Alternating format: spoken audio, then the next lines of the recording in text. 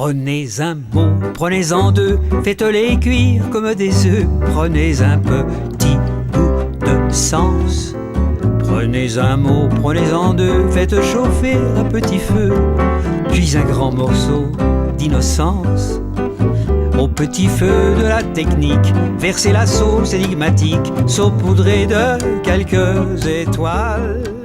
Paul Brafort, bonjour, merci. Bonjour. Merci de nous recevoir chez vous. Ça me fait plaisir. Le hasard veut que nous soyons à 2 jours de votre anniversaire, Eh oui. puisque vous êtes né le 5 décembre 1923.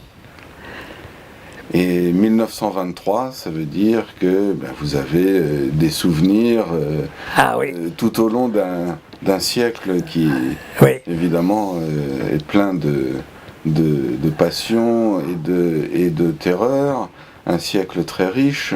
Mais alors, pour vous, 1923, ça veut dire qu'au début de la guerre, vous avez 17 ans. Oui. Et alors, vous m'avez dit avant cet entretien qu'il y a eu un événement qui a été très important pour vous, c'est le 11 novembre 1940. C'est un événement que l'on connaît. Les lycéens, les étudiants ont fait un acte de résistance. Oui, je me suis un petit peu documenté récemment parce que je me souvenais de ce qui s'est passé au lycée Buffon. C'est ce que vous avez vécu, vous, qui nous intéresse le plus. Mais du coup, je voulais savoir un petit peu quels étaient les tenants et aboutissants. Et en fait, je me suis rendu compte que tout ça avait été monté, avait été déclenché à la suite de l'arrestation du physicien Paul Langevin. Il avait été arrêté par les Allemands fin octobre, je pense. Il y a eu une manifestation au Quartier Latin, des tracts, et puis la direction nationale des étudiants communistes, qui ne suivait pas du tout les mots d'ordre de Duclos et Cachin, et qui étaient entrés tout de suite dans la résistance, ont décidé de faire une manifestation à l'Étoile. Et donc, à Buffon, c'est venu, je ne sais pas comment, on a su qu'il allait y avoir cette manifestation, et on y a été. C'était très très intéressant, très passionnant, parce qu'il y a beaucoup de monde, avec des drapeaux français, des gerbes qu'ils ont déposés sur le monument du soldat inconnu. Il y avait aussi un type qui avait amené 2 Gaules. Ah bon? On commençait à connaître le nom de Gaulle. On ne le connaissait pas du tout, on ne connaissait pas sa tête, bien sûr. On l'avait entendu à la radio, c'est tout. Je l'ai entendu à la radio. Pas le 18, mais le 19. Oui. L'émission a été répétée le lendemain et je l'ai entendu. J'étais à Alençon en ce moment-là. Donc, c'était une manifestation, disons, qui a généré beaucoup de choses. Oui. Parce que par la suite, moi j'étais en hypotope, en mathématiques spéciales préparatoires, et c'était les gens de Taupe qui avaient, à Buffon, organisé ça. Donc, ils étaient venus nous voir, et celui qui était venu nous voir de Taupe, c'était Jacques Baudry, l'un des 6 martyrs du lycée Buffon. Il est revenu le lendemain, et quelques jours après, et là il m'a demandé si je voulais bien participer à la diffusion de l'Étudiant Patriote, qui était le journal qui imprimait le Front National des lycéens. Front National. Et c'est dommage que le mot n'ait pas été déposé. Et donc, après, j'ai pas fait grand-chose pendant la guerre, mais à quelques reprises, j'ai été en liaison avec des mouvements de résistance. L'un de mes amis, d'ailleurs Jean-Louis Stenberg, a été déporté au moment où il allait me recruter. Ah oui. Et il s'en est sorti, il est devenu un des grands astronomes français. Donc c'est une chose importante qui m'a emmené par la suite, après la libération, à m'engager politiquement très fort. Donc vous avez adhéré au Parti communiste? J'ai adhéré au Parti communiste, mais j'ai été tout de suite... On m'a dit tout de suite, non, ça ne nous intéresse pas. Ah. Il faut monter l'Union de la jeunesse républicaine de France, qui était une organisation de jeunesse qui voulait rassembler au-delà du Parti communiste, donc des chrétiens, des socialistes, etc. Et j'ai donc monté les groupes d'étudiants de la faculté des sciences d'abord, puis ensuite de toutes les universités de Paris. Et j'ai été responsable des étudiants de toute la région parisienne. Il y avait parmi eux d'ailleurs des gens qui sont devenus célèbres comme Pierre Cast, cinéaste, etc. Et c'est un peu grâce à ces liens que j'avais tissé à l'époque que j'ai pu, il faut mes études plus ou moins bien achevées, pas très bien parce que j'avais fait n'importe quoi. Une espèce de licence de philo, une licence de physique, de sciences incomplète, que j'ai dû compléter en dernière minute. Finalement, j'ai été recruté au commissariat à l'énergie atomique, où il y avait beaucoup de communistes. En quelle année? 1949. En 49. Je me souviens même de mon numéro, 1034. Ah bon. Ouais. Et l'autre jour, je parlais avec mon gendre, qui travaillait au commissariat à l'énergie atomique. Il a le numéro 115 000, je crois. Donc je suis rentré, non pas à Saclay, qui n'existait pas encore, mais à Fontenay-aux-Roses. Il y avait des casemates, là, qui n'existent plus, elles ont été détruites. Et on avait installé des labos dans les casemates. Paul Brafort, voulez-vous que nous revenions un tout petit peu en arrière, puisque vous êtes déjà à 49, mais je vais vous montrer la photo de quelqu'un, et j'aimerais savoir ce que ça vous évoque. Ah oui, c'est mon maître, mon bon maître Gaston Bachelard. J'ai suivi ses cours de philo à la Sorbonne, et j'étais un élève qu'il aimait bien parce que c'était des élèves de philo, donc ils n'avaient pas tellement de connaissances scientifiques. Oh, il faisait un cours sur la relativité. Alors j'étais un des seuls de la classe à comprendre. Et il y a un autre souvenir qui est associé à celui de Bachelard, c'est celui que j'espérais avoir l'année suivante, en logique cette fois-ci, car la logique à l'époque s'enseignait à la fac des lettres, chose curieuse. Et le prof de logique, c'était Jean Cavaillès. Il a été fusillé avant de pouvoir faire mon cours. Mais par contre, j'ai eu une chance, c'est qu'un autre grand philosophe de l'époque, c'était le sociologue Maurice Halbwachs, que j'ai eu comme prof, qui m'a fait passer l'examen de morale et sociologie. Il m'a reçu d'ailleurs, mais l'année d'après, il était déporté, il est mort en déportation. Sa mort a été décrite d'ailleurs par l'écrivain espagnol. Georges Semprin. Semprin. Et donc, voilà, ces années d'occupation sont évidemment très particulières, mais avec des rencontres aussi importantes. Je me suis dit récemment, en pensant à vos centres d'intérêt, que Bachelard est quelqu'un qui a dû vous marquer, parce que c'était à la fois un rationaliste intéressé par la science et un poète. Oui, absolument, il avait tous les talents. En plus, il avait un talent spécial, c'est comme vous voyez sur la photo, il ressemblait à Karl Marx comme deux gouttes d'eau. Ah oui. Et il avait l'accent bourguignon. Alors Marx parlant avec l'accent bourguignon, c'est quand même assez spécial. Hein. Il roule les airs d'une façon incroyable. Et j'ai eu d'autres très bons profs de philo aussi, Le Seine, Lavelle, Guillaume, etc. En maths, c'était la fin de la vieille école de l'analyse française. C'était juste avant que Bourbaki prenne la suite. Oui. Et d'ailleurs, c'est très amusant, si vous lisez le livre de Jacques Roubaud, Mathématiques 2 points, il a 9 ans de moins que moi, Roubaud, mais c'est pas du tout les mêmes profs, c'est pas du tout le même enseignement. Lui, c'est déjà Bourbaki qui domine. Oui, effectivement, il parle de sa fascination pour cette forme d'enseignement tout à fait nouvelle.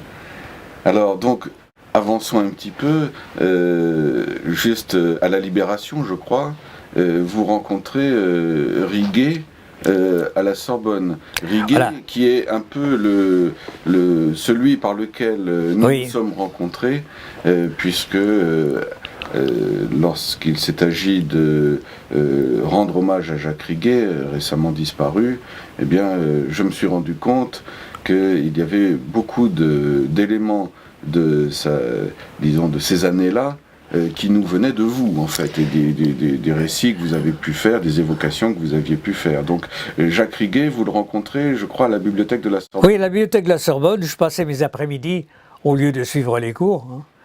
Je lisais un livre d'algèbre multilinéaire, Les tenseurs en mécanique et en élasticité de Léon Brillouin, un très beau livre d'ailleurs, que j'ai lu je ne sais pas combien de fois. parce que je m'intéressais à la relativité générale à cette époque-là. Et à côté de moi, il y avait quelqu'un qui lisait aussi un livre d'algèbre sur les matrices, et qui s'adresse à moi. Moi, j'étais un peu timide, donc c'est lui qui s'adresse à moi, qui me dit « Vous vous intéressez à l'algèbre multilinéaire ?» Je dis « Oui ». Il me dit « Bon, écoute, on pourra en parler, mais comme on était à la bibliothèque de la Sorbonne, c'est pas bien, donc on est sorti boire un coup. » Et là, il m'a dit « Il faudrait que… » Alors on parle un peu, il voit mes intérêts, et il me dit « Il faudrait que je vous présente quelqu'un qui devrait vous plaire beaucoup. C'est Marcel Paul Schützenberger, un grand mathématicien aussi, qui avait tous les talents. Il était étudiant en médecine. Il n'avait pas fini sa médecine. Il était en train de la finir. Étudiant en mathématiques, étudiant en mongol ancien, au Langzhou, et en botanique. Donc ça ne pouvait que me plaire.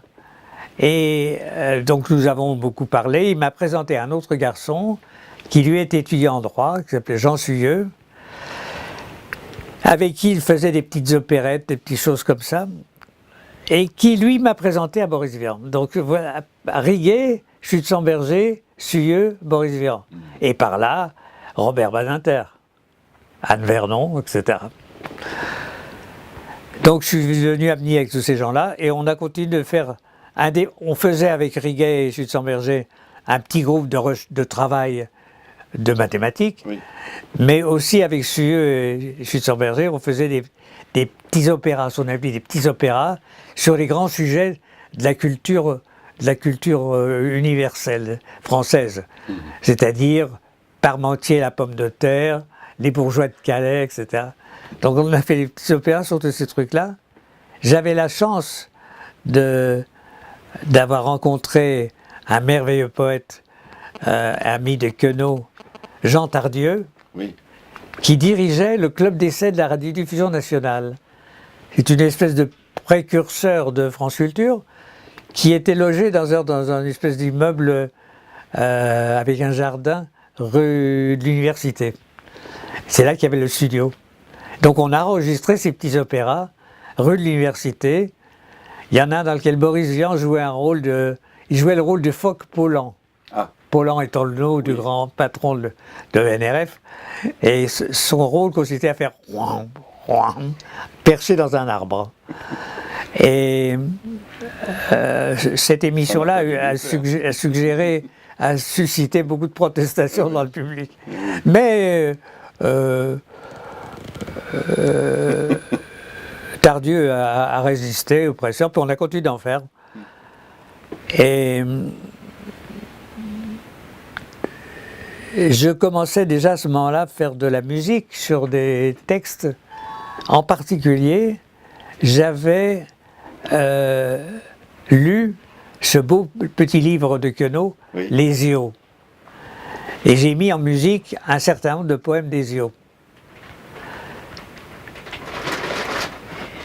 J'avais rencontré Queneau pour d'autres raisons, présenté par Jean Paulhan d'ailleurs. Ah oui. Et donc, un jour, Boris m'a dit, écoute, il faut que tu montes tes chansons à Raymond. On ne peut pas le faire à la NRF. Donc, il a organisé un dîner chez lui, avec sa femme de l'époque, qui était Michel Vian, qui est toujours vivante. Et Queneau était venu avec une personne dont je vous tairai le nom. Ah. C'est confidentiel. D'accord. C'était pas sa femme. Et donc j'ai joué mes chansons à Raymond, qui a dit c'est d'accord, etc. Quelques années après, bien des années après la mort de Boris d'ailleurs, ah oui. En 60, oui. Raymond a parlé de moi à quelqu'un d'autre qui était François Le Lyonnais, ah oui. Que j'avais connu lui aussi à la Libération. Il venait de Dora, il avait été déporté à Dora. Et j'avais besoin de conférences pour les étudiants de la fac des sciences.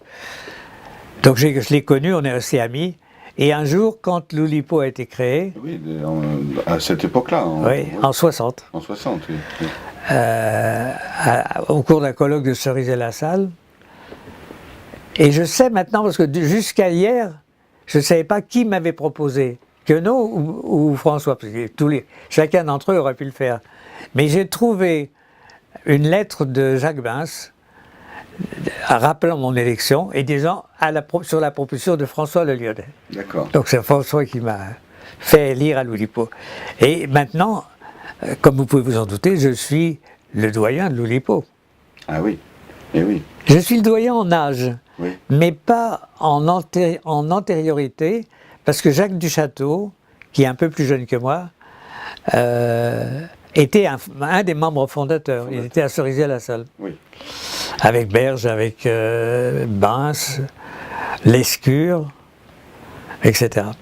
Mais en fait, l'Oulipo est créé en 1960 par François Le Lyonnais, Raymond Queneau et quelques autres. Oui. Et, vos exercices de style, si je puis dire, avec Schutzenberger, étaient déjà oulipiens. D'une certaine façon. Pas tellement. Lorsqu'il y a une axiomatique sur les vents. Oui, c'est vrai. Oui, c'est vrai. Qui ne supporte pas. Mais on ne connaissait pas l'Oulipo à l'époque, donc on n'a pas fait la liaison. Bien sûr. Mais... Est-ce que la sortie de l'ouvrage de François Le Lyonnais sur les grands courants, enfin un ouvrage collectif sur les grands courants de la pensée mathématique, vous l'aviez repéré à l'époque Ah oui, bien sûr, parce que je fréquentais vraiment presque quotidiennement la librairie Hermann, qui est dans la rue de la Sorbonne. Oui. C'est là que j'ai découvert, par exemple, Cybernetics d'Herbert Wiener. Les Bourbaki ont été publiés. Chez Hermann, La thèse de Cavaillès, tout ça a été publié chez Hermann. C'était un ami de Queneau d'ailleurs. C'était un Mexicain. Ah bon? Oui, un Mexicain émigré en France. Il s'appelait Rayman. Un type d'une intelligence extraordinaire et qui a fait beaucoup pour l'édition française. Maintenant, c'est devenu... C'est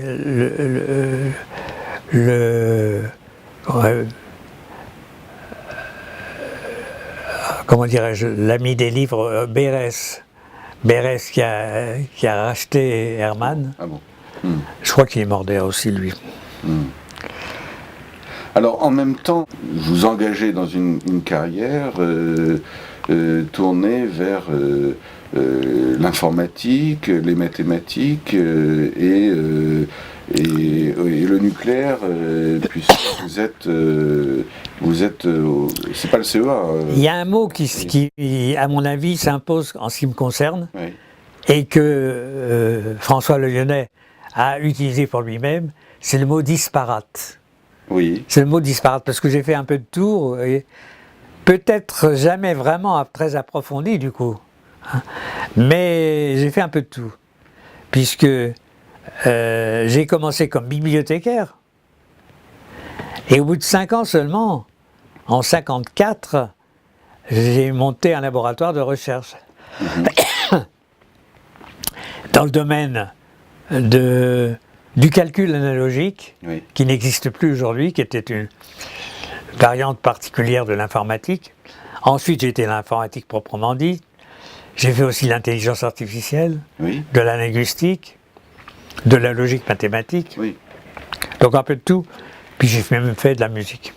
Mais justement, l'intelligence artificielle, mais là on saute quelques années, puisque c'est en 68, je crois que sort votre ouvrage au PUF sur l'intelligence artificielle.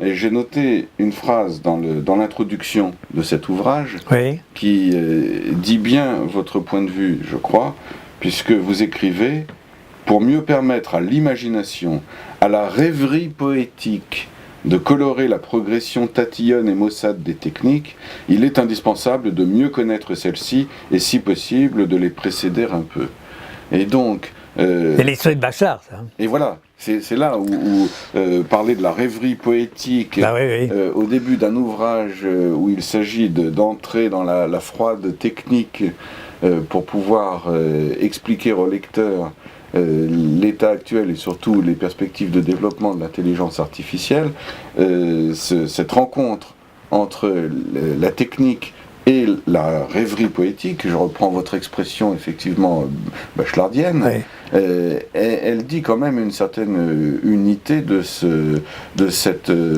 vous parlez de quelque chose de disparate, mais il y a une unité, peut-être des isomorphismes, je ne sais pas, entre la science et la littérature et la chanson.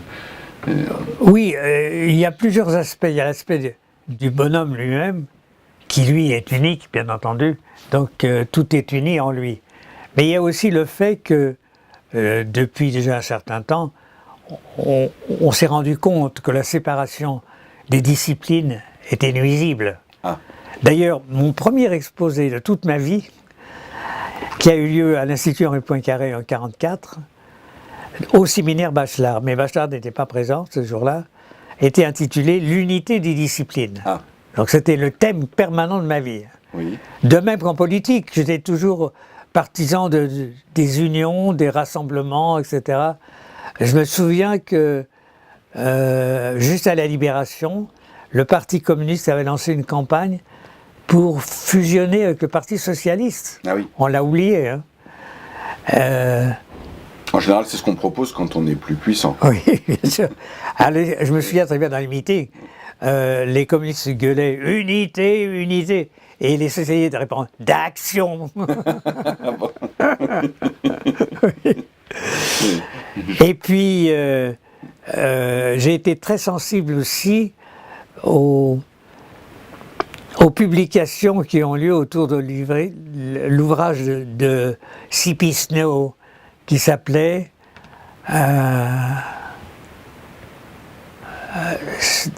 c'était sur l'unité de la science et de la littérature, de l'art, etc. Il y avait eu des protestations parce qu'en Angleterre, il y avait des gens qui étaient au contraire très séparatistes. Et c'est ça qui m'a donné envie de faire ce bouquin Science et littérature. Par contre, le bouquin Intelligence artificielle, il est né, lui, du travail que j'avais fait à Euratom, puisque là j'avais monté une équipe assez grosse, d'ailleurs avec des moyens importants, pour attaquer pratiquement toutes les facettes de l'intelligence artificielle. Donc il y avait la démonstration automatique, la documentation automatique, la traduction automatique, la simulation des jeux, comme les échecs par exemple, etc.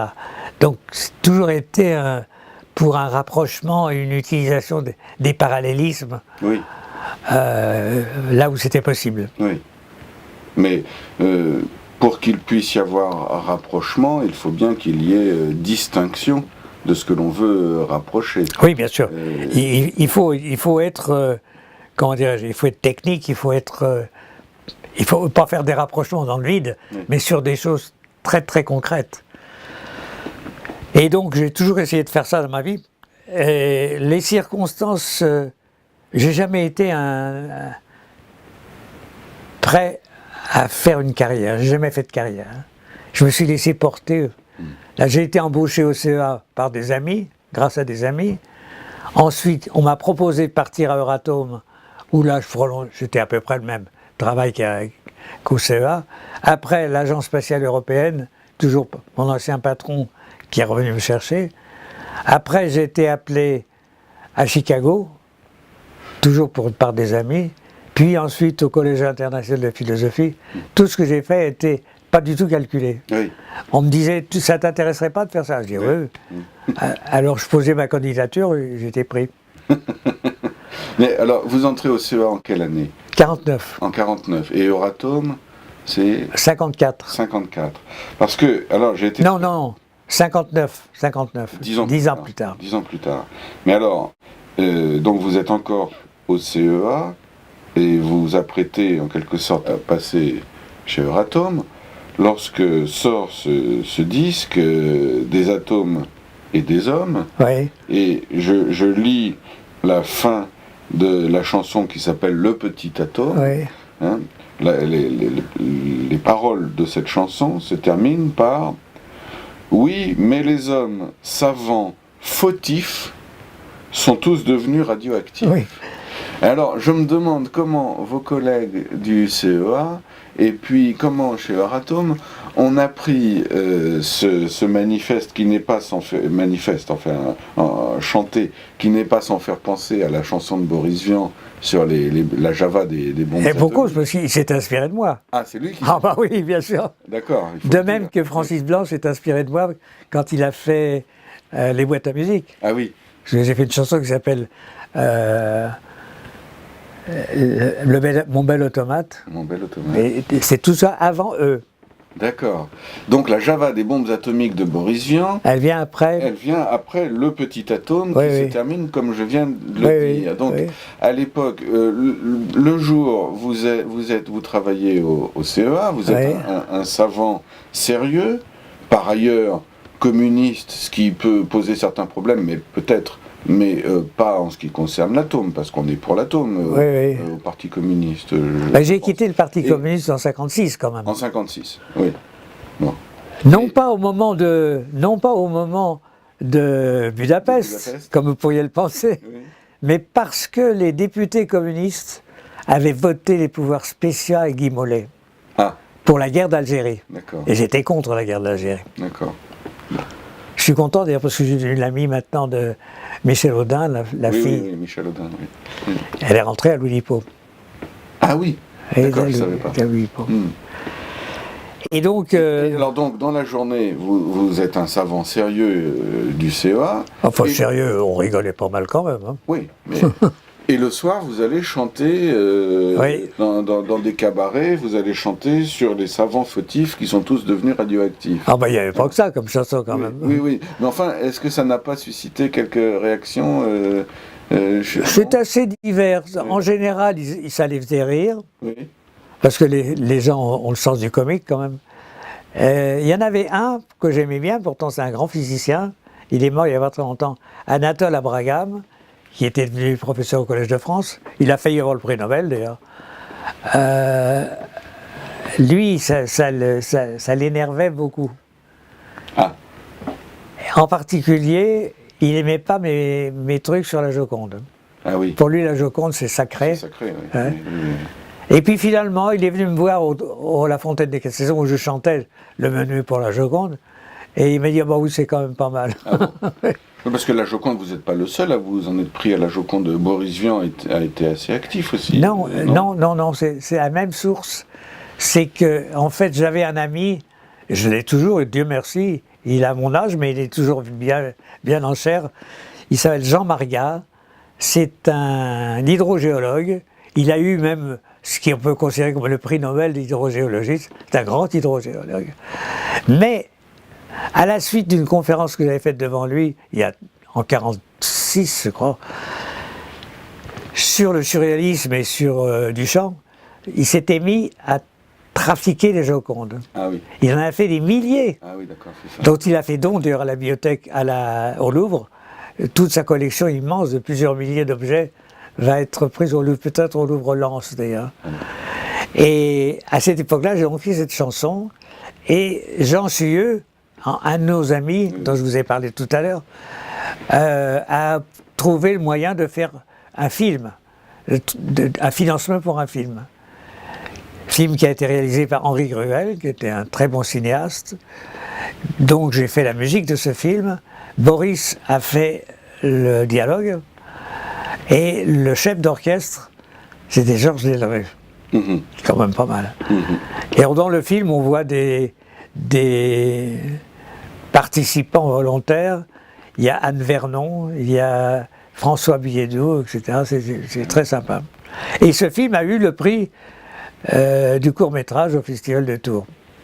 Et puisque vous parlez de Jean Suyeux, ça me fait penser que nous évoquions tout à l'heure Jacques Riguet. Oui. Ce serait intéressant de savoir si on peut retrouver cette bobine dont vous écrivez sur votre site internet, je crois, qu'elle a effectivement été tournée pour le film Bouliran cherche une piscine. Oui. Alors ça nous intéresse vraiment. Je sais pas. Presque tous ces Vous l'avez revu ce film Non. Presque tous ces films ont disparu. Jean Suyeux, il est assez malade, donc c'est difficile de contacter. Mais Alain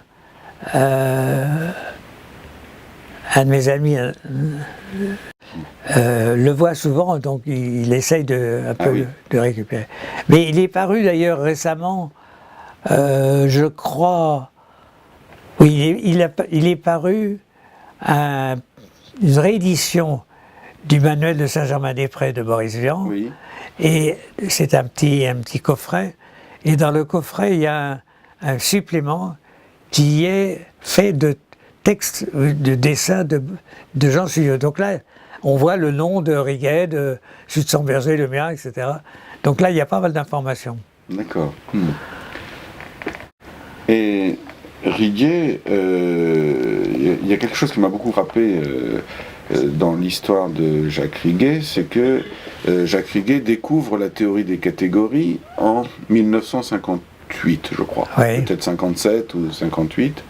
Et vous savez que Jacques Riguet était très copain de Jacques Lacan, mais jusqu'à ce moment-là, jusqu'en 58. Et après, Riguet est parti, il est parti à Zurich d'ailleurs, chez IBM. Du coup, il n'a pas parlé de la théorie des catégories à Jacques Lacan. Tant mieux, tant mieux. Tant mieux, je ne sais pas, ça aurait pu être intéressant pour Lacan peut-être, je ne sais pas ce que vous en pensez, et pour la théorie des catégories aussi. Vous, la théorie des catégories, c'est quelque chose qui vous a intéressé? Non, pas vraiment. Pas vraiment. Moi, je suis un vieux bourbakiste, donc un ensembliste. Pour moi, c'est la théorie des ensembles. D'accord. Donc je voyais pas ce que les catégories apportaient de mieux, même en logique. Mais enfin, c'est intéressant quand même, il n'y a pas de doute. Mais Schützenberger s'est jamais intéressé aux catégories, par exemple. Et Riguet était un personnage assez extraordinaire, il faut bien reconnaître. Physiquement même, il était très grand. Il était très grand, il avait une forme de poire. très, très mince en haut, plus gros en bas. Tout à fait la poire. Et puis c'était un type brillant. Mais j'avoue que ces divagations en psychanalyse m'ont jamais séduit. De toute façon, je considère que Lacan et Derrida, c'est Francis Blanche et Pierre Dac en moins drôle. D'accord. Parce qu'ils utilisent les mêmes procédés, les canulars, les jeux de mots, les calembours, etc. Mais à mon avis, la connaissance n'y est pas. Donc, j'ai passé toutes ces 90 années à faire ces choses-là.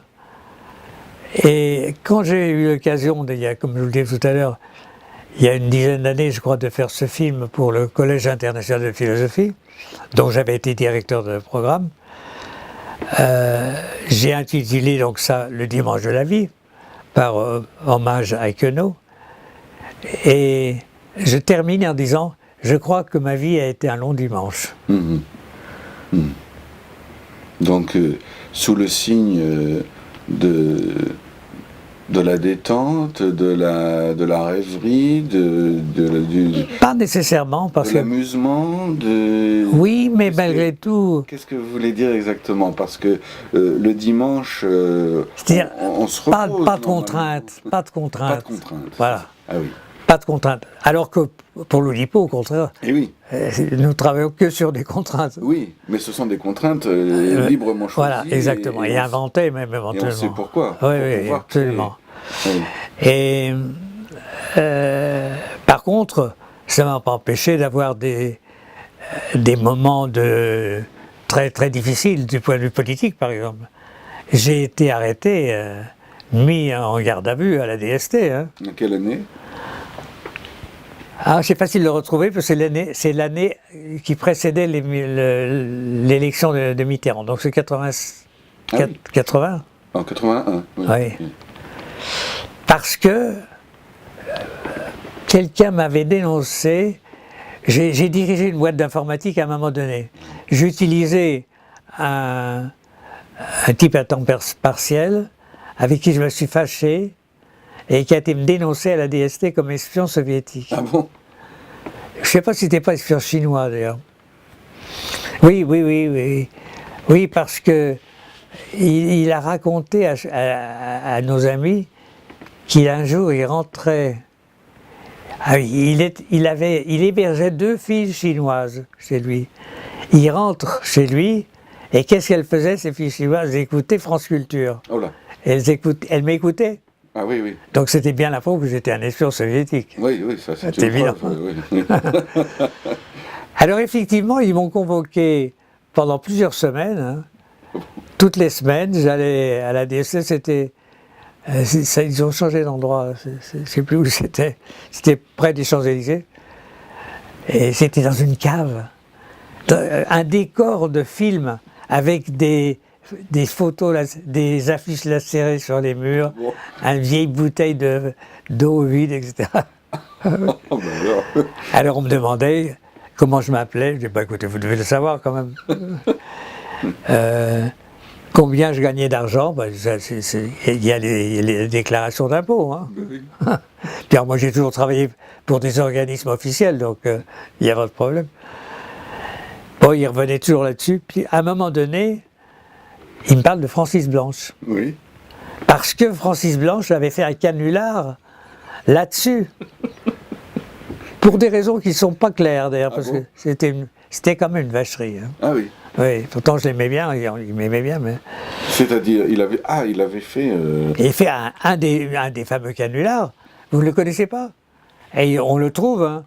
Il a été édité en disque il y a quelques temps. Je ne sais plus comment ça s'appelle ce disque, ce canular. En tout cas, on entend un téléphone et la voix de Francis Blanche, pas la vraie voix, mais la voix fausse de Francis Blanche. Je voudrais parler à M. Brafort de la part de l'ambassade. Il avait monté tout un truc comme ça. Et la standardiste du CEA m'a retransmis le message le lendemain, bah oui. Sans imiter la voix de Francis Blanche. Bien sûr. Donc moi j'étais inquiet quand même. Bah, je comprends, oui. Oui, donc ça n'a pas aidé ce canular. Ah bah oui, alors naturellement, j'avais pas de visa pour les États-Unis, parce qu'eux, ils avaient aussi le dossier. Et quand j'ai été au consulat des États-Unis pour demander qu'on me rende mon visa, oui. Ils ont sorti, on va voir le dossier de l'ordinateur, ils ont sorti un paquet de papiers comme ça. Qu'est-ce qu'il pouvait y avoir là-dedans? Oui. Donc, ah oui, c'est quand même des conséquences. Ah oui, des conséquences. Et quand je retourne aux États-Unis, parfois je suis arrêté. Enfin, je dois passer un moment à l'immigration où on me demande on ne demande rien parce qu'il n'y a rien à demander. Oui. Au bout d'un moment, on me fait repartir. D'accord. Oui, parce que j'ai l'impression qu'en fait, si vous êtes un espion c'est peut-être vous êtes peut-être un espion de l'Oulipo. Oui, ça. Bon, Enfin voilà, donc tout ça, finalement c'est assez bien passé. Oui. Ce que je regrette, c'est quand même que, comme je me suis lancé dans trop de trucs, dans beaucoup de trucs, je ne veux pas dire trop, parce que c'est peut-être pas trop finalement, je n'ai rien fini. J'ai fini quelques trucs. J'ai fini mes chansons, avec ce triple album. Oui. J'ai fini aussi mes poèmes avec ce bouquin GI.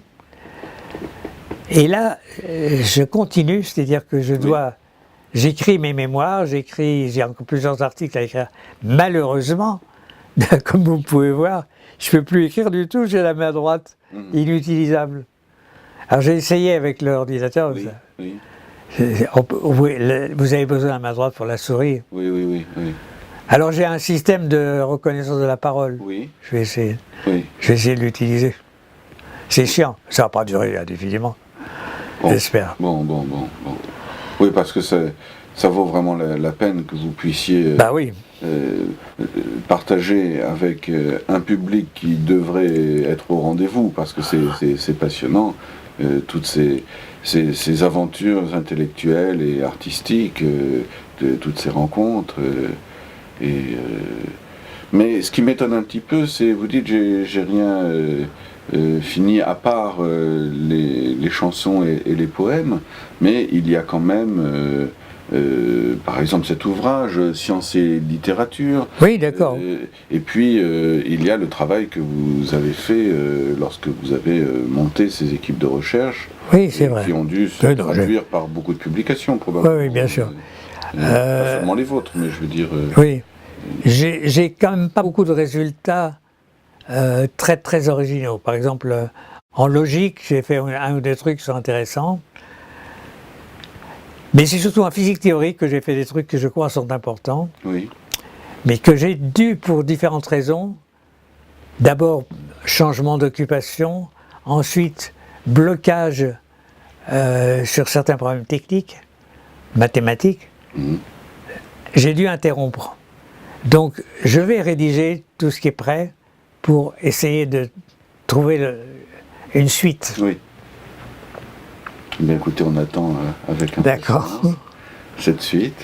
Et merci beaucoup, Paul Brafort, pour cet entretien passionnant dont on soupçonne, dont on se dit qu'on aurait pu le prolonger à l'infini, oui. tellement de richesse. Merci encore. C'est moi qui vous remercie. Je me souviens de toutes mes chansons. Et ça dépend des moments, d'atmosphère. J'ai fait une chanson que j'aime beaucoup qui s'appelle Chicago Blues, que j'ai composée quand j'étais à Chicago. Et puis j'ai fait mes deux grands succès, Le Petit Atome, Le Menuet pour la Joconde, mais beaucoup d'autres aussi. Et alors, on peut entendre? Quoi? On peut entendre quelques minutes de... Ah oui, bien sûr. Je crois que je ne vais pas pouvoir le jouer au piano. Hein. C'est pas grave. Revenir à Chicago pour un séjour au bord de l'eau, près du Michigan qui s'étale. Revenir alors chez moi pour quelques jours, pour quelques mois, sur des chemins déjà bien pâles. Retrouver sur la Hancock l'éclat de ses cornes de roc où le vent souffle ses rafales. Saint-Just, c'était la liberté, Lincoln, c'était l'égalité, et nous, c'est la fraternité.